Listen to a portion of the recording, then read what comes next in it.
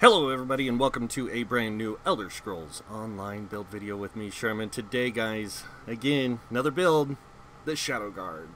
That's right. And this is a Nightblade tank, and this thing is a beast, let me tell you. So you can use this as a main tank or an off tank, it's really up to you. I prefer it the way it's set up because it's really good. It's a really good tank. So let's get into it. So as you can see, we are a Dark Elf. We chose Dark Elf because Dark Elves get increased max magicka and stamina, and that is awesome. It is amazing for this. We do have a really high magic recovery of 1011, which is good because we're going to need that. And we have a 1902 weapon damage with a 20% critical. Oh gosh, it's so bad.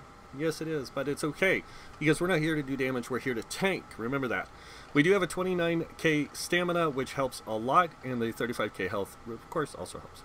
Moving on to the resistances, we have 21k spell and physical, but when we are fully buffed up, by the way, just so you guys can see, oops, I cast the wrong ability, we do get a 28k spell and physical resist on the front bar. On the back bar, we go to 24, 25, but we're not on the back bar enough. It's just there to apply some debuffs and stuff. So, moving on, we do run the Lady Mundastone with this. We do have Champions of the Hiss gear set on this build. It is an awesome setup. I can't say that enough. It is a very awesome setup. Champions of the Hiss is an amazing set. The Lady Mundastone though really helps with our resistances, and then we do have tri-stat food. So, going over here to this gear, the potions we're using are tri-stat potions, of course, and we are using the Longfin pasty with melon sauce, one of the best foods you can get for tanking, literally. Until they come out with something that gives us all these plus some recoveries, they're not going to beat it. So, moving on to the sets themselves, we are running Thorvikins. Thorvikins is an amazing set. It applies Minor Maim like crazy and Minor Defile like crazy. Because it's whenever you take damage, and it has an 8-second uptime and an 8-second recast time. So it's up non-stop. This never goes off. So it's super powerful for keeping Minor Maim applied. It also gives us max health, which is really good. Now, the nice thing about this though is that it also takes a little bit of damage. I know it sounds crazy, but it is nice that it does that. So next up is the Champions of the Hiss set. Now this is a new set with Murkmire, and a lot of people said, oh, we're not going to really find any much use for it. I found use for it in this tank build because it is super OP with this tank build. So not only do we get extra weapon damage, we get a little bit of extra stamina on the 3 and 4 piece, and then the 5 piece we gain minor heroism at all times while we're in combat. So we are constantly generating ultimate while we're in combat. We don't have to heroic slash, we don't have to, you know, spam it whatever to apply Minor Maim. We've got the monster set, and we've got this that are giving us heroism and Minor Maim. It's together, the combination is crazy, and the combination of Shulks and Thorvikin is also crazy. But moving on down here to the jewelry. So on this real quick, I want to go over how we have this up. We have 3 infused, or 2 infused, 1 reinforced, and then 2, 3, 4 sturdy. So we have 4 sturdy here, and then 1 reinforced, and then 2 infused. The reason we went reinforced on the chest was to get more resistances out of it. So it just boosted it like by 500 or something. So it's really nice. And then down onto the jewelry, we have the other set that we're running, which is the trainee set. And I know a lot of people are like, why do you keep using the trainee set? Trainee set's awesome. It's very powerful. It's a really good set if you want a good mix of stats, so you can have really good resource pools. So on this up here again, 3 tri-stats, all healthy on the smaller pieces, and then down here we have 2 tri-rune with weapon damage on the jewelry with 1 magic recovery infused. This magic recovery infused is really important on this build, guys. Not gonna lie. And then down here we are using a sturdy shield with tri-stats on it also, so we can keep this higher pool when we're on the sword and board bar. And then on the weapon, we are using an infused weapon with a weakening enchant on the main bar. Now, why on the main bar are we using weakening instead of crusher? Because on the back bar, we're using crusher, and that's on our bow bar, and we're using infused crusher. And you'll see why it's really powerful here in a second. So, that's that. Now let's move on to the skills. And you guys will find out why I said that about the Crusher and Weakening here in a sec. Why it's important. So, going over the passives real quick. Make sure you get all your class passives. Very important, especially for this build. And then weapons, the sword and shield and bow, you want those passives. Armor passives, make sure you get the light armor, top 3. Medium armor, top 2, bottom 1. And the heavy armor, you want them all. And before anyone asks, this is the Assassin's Guild armor motives. And then Soul Magic, you want those 2. And then, of course, on the Guild, Fighters Guild, you just need Intimidating Presence unless you're going to use Dawnbreaker, which you never will, so this build doesn't need it. And then on to the Mage's Guild, just Persuasive Will. Psijic Order, you do want to get the bottom 2 passives, the Concentrated Barrier and Deliberation for this build, because it will give you, you will be using Deep Thoughts. But this is to give you a damage shield, which is really good. Undaunted, need the Undaunted passives, and then on to the racials. You want to make sure you get all your racials. The Dark Elf is really important. I know it sounds crazy, but it is really powerful when it comes to this. They also get Flame Resist, which is really good for some of those dungeons. Flame damage increase, which you don't really need to worry about on this. Medicinal use. On Alchemy, you want to get that, and then Provisioning, Gourmand, and Connoisseur. Those are the passives that you mainly need unlocked. Now, I am going to say this real quick before I get too far into this. There are skills that will help with this build that I don't have equipped, that you can equip. So, alright, so going over the skills now.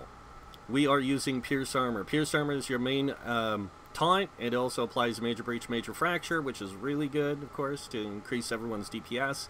But the taunt is the main contributor from this, mainly because that taunt is going to be something you're going to be using. So this does do a little bit of damage. Next up we have Deep Slash. Now this can apply Minor Maim to 3 targets. So when you first run into a room, Minor Maim, hit as many targets as you can when you're fighting trash, so you keep that Minor Maim up. You don't really need to worry about it though, because Thorvikins will cover it really easy. Next up we have Spike Bone Shield. Now Spike Bone Shield, I like it more than the other one because this one, any damage you absorb, direct damage, you can redirect back to the enemy, 38% of it. So it's a really nice shield that redirects some damage back to the enemy, and I like that. They also did a nerf to the Bone Shield's synergy, which if you activate this and somebody synergizes of it, 3 friendly targets nearby can get the shield at 58% of their max health. So they nerfed it from 100%, but it's still really powerful, guys. Next on our bar is Dark Cloak. This is our main heal that we're going to be using a lot of. It also is going to be the thing that gives us our resistance buff through the Shadow passive tree, Shadow Barrier. So when we have this active, we get Shadow Barrier, which is our Major Ward, Major Resolve for 6 seconds. But it increases by a total of 125%, so the current duration is 13 seconds. So we do get it for 13 seconds every time we use Dark Cloak. So we get our Major Ward and Major Resolve buffs. So try to keep Dark Cloak up as much as possible, like activate it as much as possible to keep these resistances up. Alright, so now, next on our bar is Deep Thoughts. This is a really powerful ability because of the passives. The passives are insane. So as long as you have these 2 Psijic Order ability passives, you do get this shield for 5,800 whenever you block, and it lasts for 10 seconds.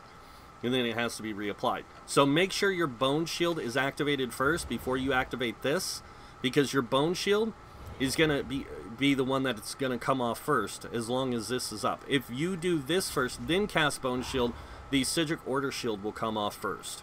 You don't want that shield to come off first. You want it to come off second.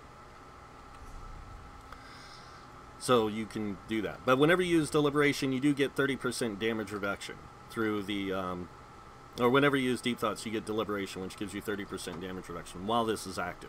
Make sure you have this active first before you cast this, and try to keep your Bone Shield up first before you cast this too.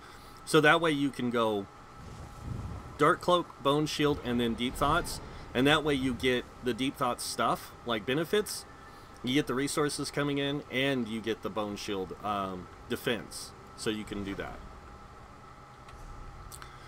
Next up is the ultimate tank ability on the Nightblade, and that is Bolstering Darkness. And I do say ultimate because it is an ultimate. It is the ultimate tank ability. It gives you and your allies 30% damage reduction that are standing in the circle, and even if you move out of the circle, you maintain that. It reduces movement speed of enemies stepping into it, and it's also a synergy. So it's a very powerful skill. The problem is that it's not going to be something you're going to widely use because you're going to be using Warhorn.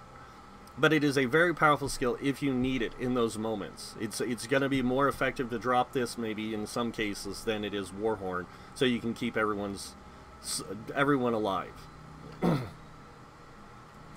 Moving on to the back bar. First ability on our bar is Silver Leash. This is a pole. You can bring enemies to you. Does damage. It reduces their movement speed for 4 seconds. It doesn't give you resources back like the Dark Elf or the Dragon Knight, but it does still bring the enemies to you, and it's a super nice ability to have. I know it costs stamina, but don't stress it. Next up, we do have Endless Hail. This is where we are going to get this, guys. Watch what happens when I use Endless Hail. I get Crusher applied, and Crusher stays on the enemy and keeps reapplying, even if I switch bars. So here we go, Crusher. I'm going to swap bars and watch what happens. So Crusher just wore off, it just got reapplied. And then if I go up and taunt him, you'll see that the weakening applied. So I get both those on them during that time. So it's a very good skill to have to keep Crusher applied. Next up, Refreshing Path. Now you can switch this out to Vigor, you can switch this out for Funnel Health or Swallow Soul. Either one. This does a lot more damage and heals for more than Funnel Health, but Funnel Health can apply to other allies, so either one. But you want to keep Refreshing Path up too as much as you can, because this also gives you the resistance buff. So keep them both active so you can keep those tick heals coming in. Next up, we have Mirage. Now Mirage is here. This gives us minor evasion, or major evasion, minor ward, minor resolve. So we get increased physical spell resist for 1320 for 26 seconds. And on top of that, we also reduce area of effect or area of attack damage by 25%. So we get a lot of damage mitigation on this build already with all this stuff. And then last but not least is Leeching Strikes. This is awesome. They did a really good change to this update.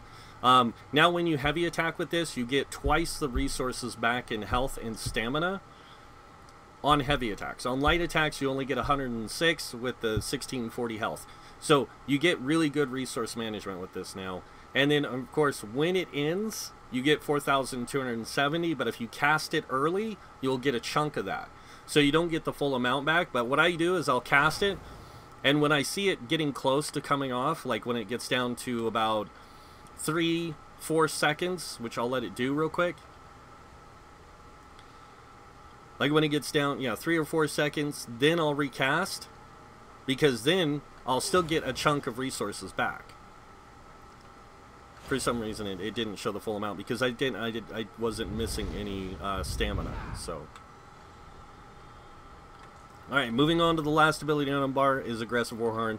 Max magic and max stamina to everybody for 10% for 30 seconds, and then Major Force, increasing everyone's critical damage by 15%. And it's in a 20-meter radius, so anyone within 20 meters of me will get that. And you want to keep this up as much as possible. So that's going to be your mainstay in Trials. Now, moving on to, you guessed it, RCP. Starting with the Red Tree, we have 66 in Ironclad. This reduces damage taken from direct damage attacks by 22%. We have 1 into Spell Shield. This gives us just a little bit of extra spell resist. We had no place to put some extra points, so we did that. 31 into Thick Skin, 56 into Hardy and Elemental Defender. By the way, there's a reason why I have it set this way, because when you have these two at 12 and this at 13, these wind up coming out to 25% on damage over time effects. So we have 25% from area of effect, 25 from damage over time, and then we have, with this, we have 44% damage reduction on direct damage attacks that are physical, poison, disease, for flame, frost, shock, and magic damage. we get a lot more. So, and that's why we have 56 in both of these, is to give us 12% damage reduction from those things. So, moving on to the last part of the red tree, we have 40 in the Bastion. This is to boost our Bone Shield and the Psijic Order Shield. Shields right now are really OP, so make sure if you're tanking, use shields. It's going to be really important because it helps mitigate so much damage. It makes easier resource management because you can heavy attack, things like that. Then we have 19 into Quick Recovery, increasing healing received by 5%, and 1 into Heavy Armor Focus. Now, if you wanted to, you could take the 19 points out of here and put it into Heavy Armor Focus, half into there, and then half into Spell Shield. This way you can boost your resistances more, so it's more effective at mitigating on your shields. Moving on to Warlord. We have 56 into Warlord, giving us 20% break-free, reduced break-free cost. This saves the stamina. 9 into Sprinter, giving us a reduced sprint cost by 6%, and then 23 into Bashing Focus, giving us a 14% reduced bash cost. We do bash as tanks, so 43 into Arcanus, increasing our magic recovery, and then 43 into Tenacity, increasing our stamina return on our fully charged heavy attacks by 10%. And then moving over here, we have 56 into Shadow Ward, giving us a 20% block cost reduction. 40 into Tumbling, this gives us a 16% with the 4 from the medium armor piece. We have a 20% reduced dodge roll cost, which is awesome.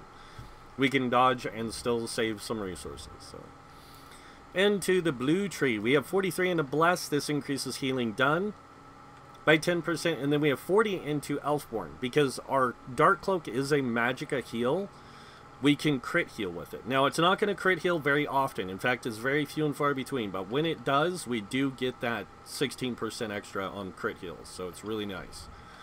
Moving on over here, we have 16 into Physical Weapon Expert. This increases our light and heavy attack damage with all melee weapons, including our bow, by 10%. We have 40 into Master at Arms, increasing our damage done with direct damage attacks by 16%.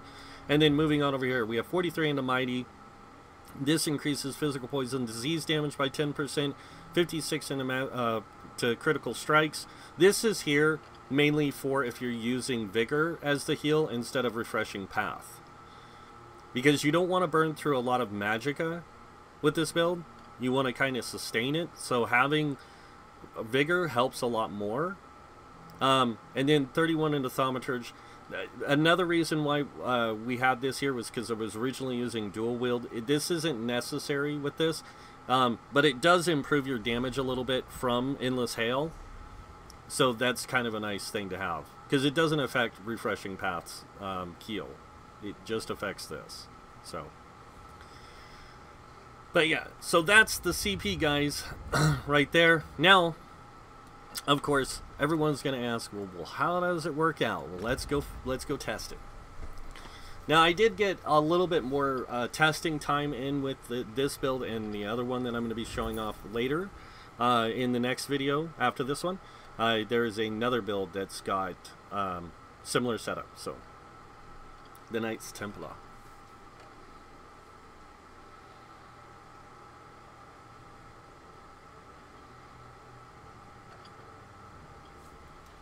But I do really like this setup. I like that Champions of the Hiss set.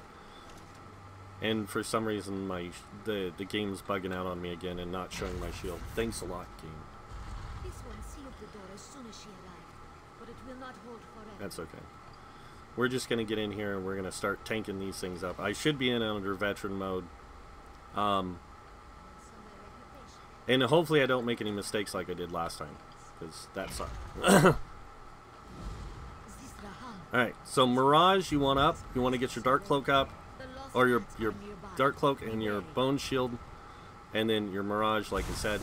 This, if you have any ranged enemies, which we don't, which is perfect, you're just going to do this. And I want you guys to see, look at this. So if I look at all these enemies, you're going to only see Crusher on one of them from the Endless Hail. So,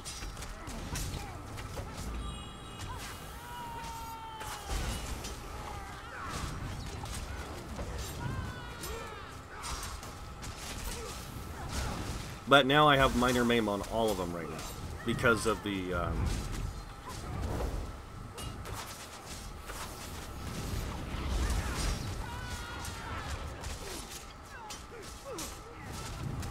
And damage shields, like I said, they're really OP this update, so...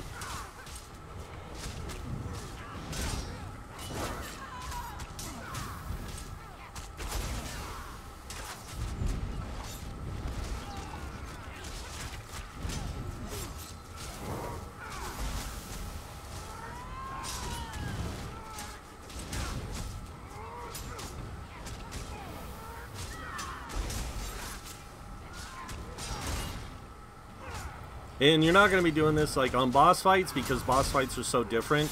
Like it's just a matter of timing to do this. You know, hold block and then heavy attack to get your resources on most boss encounters. Not all.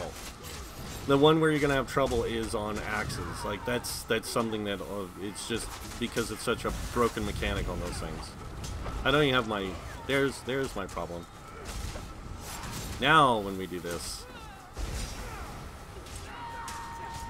I still like the other setup a little bit better, where you use Harden Ward on the back bar, or yeah, Hardening on the back bar with the enchantment, with the stamina return on the front bar. Because if you use that, you have really little issues with resources.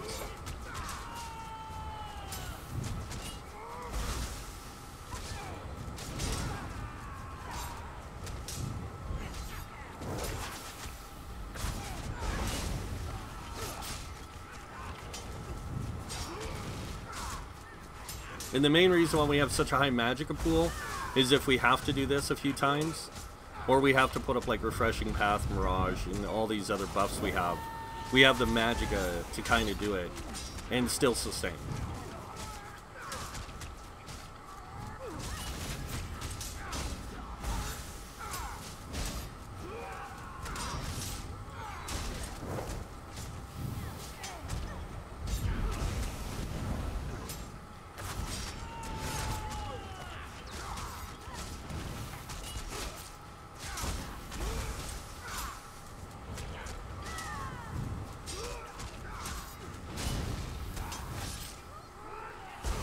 So this is just showing you the sustain and the survivability of this build. It's, like I said, it's a little crazy when you have everything. I gotta remember to quit doing that. Oops.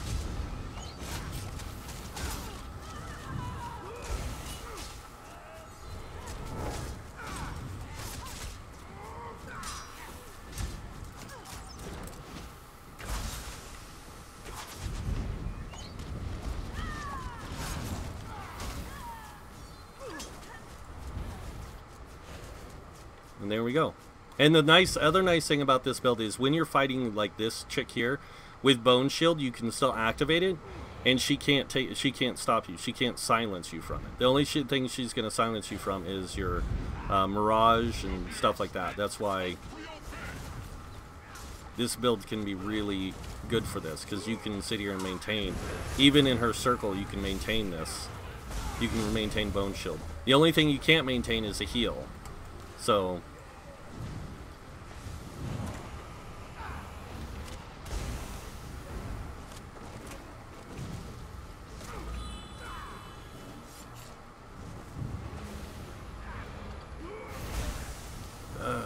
I'm just gonna let him kill me.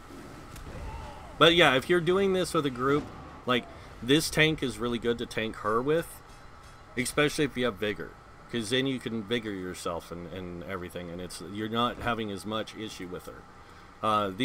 This kind of a tank is really good against the magicka casters, because they're more stamina based. So, but yeah, guys, that is the Shadow Guard. That is the cool new Nightblade tank I came up with this update. I just can't believe like how well it works with that minor heroism, all that kind of stuff. Like, it's crazy because you get so much of that back. Like, I already used Warhorn once during that fight, and I was at 500 ultimate by the time I died. So it's crazy.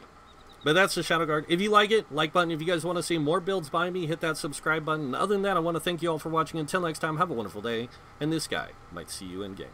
Bye.